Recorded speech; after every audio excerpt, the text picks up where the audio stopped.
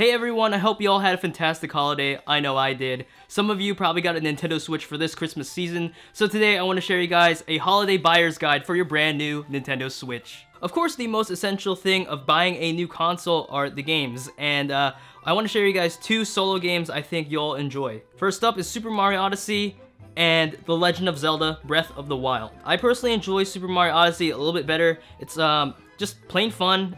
Story-wise, obviously, of course it's a Mario game, so you can't really expect much from it, but with the brand new system they added for this game, I think it's well worth the price for $60. But that doesn't mean Breath of the Wild is bad. I like this game a lot too. It's really, really good. It's very impactful for the gaming community. Even some of my PC gamer friends wanted to try out Breath of the Wild too. This game as well is really, really fun. I think anyone can enjoy it as much as Super Mario Odyssey. It's really on your personal preference, honestly. These two games are different. They're both still action adventure type of games, but if you want to jump more and stomp on enemies and even possess them, get this game. If you want to have an open world Zelda game and shoot from a long distance from a mountain or something, then yeah, go ahead. Also, with a brand new console, I think it's very important to have some sort of multiplayer game to play with your friends online or when you have them come over to your house. The top two I can think of are Splatoon 2 and Mario Kart 8 Deluxe. Splatoon 2 is great of a game. I got into the series pretty late. I got Splatoon 1 actually when the reveal trailer for Splatoon 2 came out. And I got this one. It's really cool of a game. I enjoyed a lot. I don't actually use my Joy-Con controller. I used my Switch Pro controller to play the game.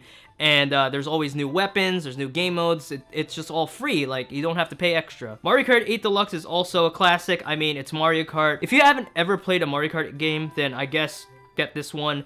If you already have Mario Kart 8, I mean, I think you should personally put your money on Splatoon 2. It's just, it's a new game for you. I mean, it's probably better worth your money buying something new than getting the same game again. But, I'm a Mario fanboy, so I got this again. It comes in with all the DLC from Mario Kart 8 already pre-installed, and it has the new battle mode. So like I said, recommend these two for multiplayer games with your friends. So when I was talking about Splatoon 2, I talked about the Switch Pro controller. Another thing I want to talk about are the extra controllers you guys should have.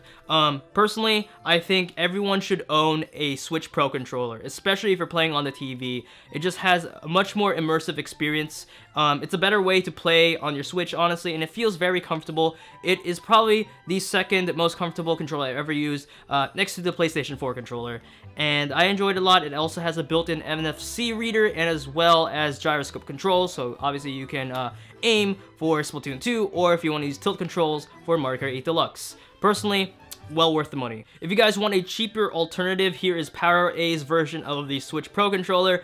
It's a lot cheaper because it's wired especially. I just took the wire due to, well, convenience. So, yeah, it's a little hollow, it's light, does the same exact thing. It still feels really comfortable in your hands. The triggers are fine and everything. The buttons are a little smaller, but hey, it still does the job well done. It's $40 as opposed to the Switch Pro, I believe, is $70. So if you want to save some money, go get this. I don't know if there's some sales going on, on Amazon. I got this during Black Friday, so I only got this for 20 bucks, but I think it was well worth the $20. And lastly, I mean, if you don't want the Pro for whatever reason, if you want extra Joy-Cons, get extra Joy-Cons. I actually had the neon ones purchased recently over the summer, and mine came with the gray ones. So if you want to get different colors, it's pretty cool. I have the gray ones, I have the neon red and blue, like I said, and the neon yellows. I mean, extra Joy-Cons aren't as important because they're also pretty expensive, like $80 for these freaking things. I mean, if you want to play games like Snipper Clips, I mean, these are the ways to go.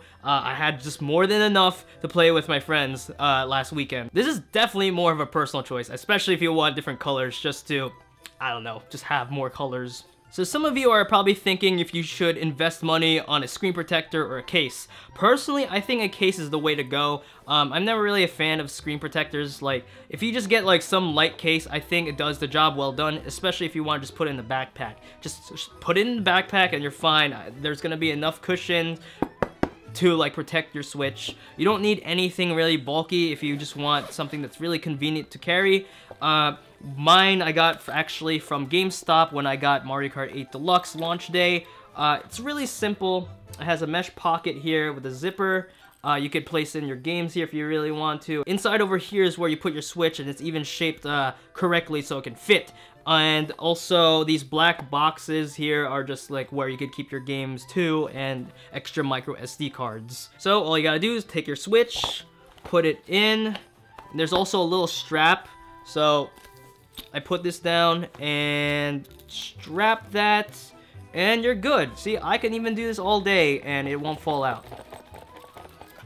Still a little bit scary though, don't do that. So, fits perfectly fine, and all you gotta do is zipper this guy up, and you're all set. Put this in the backpack, you're fine. It's like a little personal lunchbox, except there's no food. I forgot to mention, this is about $20. I mean, you could probably find something cheaper, like on Amazon. It doesn't have to be Nintendo branded. Surely it's something that's non-Nintendo branded, it will be cheaper, so if you're trying to save up some money, just get something cheaper on Amazon, but it still does the same thing. Just don't get something bulky. I think having something bulky is like unnecessary. And the last thing I want to share to you guys is a micro SD card. If you guys don't know, the micro SD card actually resides under the kickstand. So if you just hit this up a little bit, there's this little red thing over here. That is the micro SD card. So what I have over here is just a SanDisk Ultra Plus 128 gigs. I personally think 128 is enough, and actually more than enough for future Nintendo Switch games you guys want to download or buy through retail stores. Since the Nintendo Switch only has 32 gigabytes of memory, I strongly implore you guys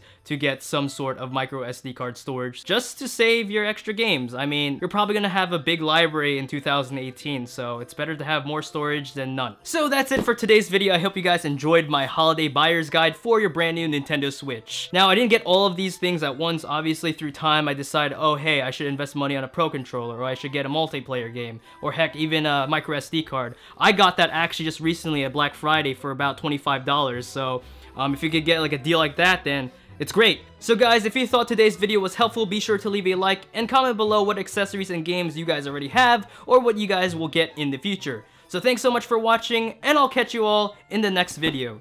Take care guys, and keep it cool. Peace!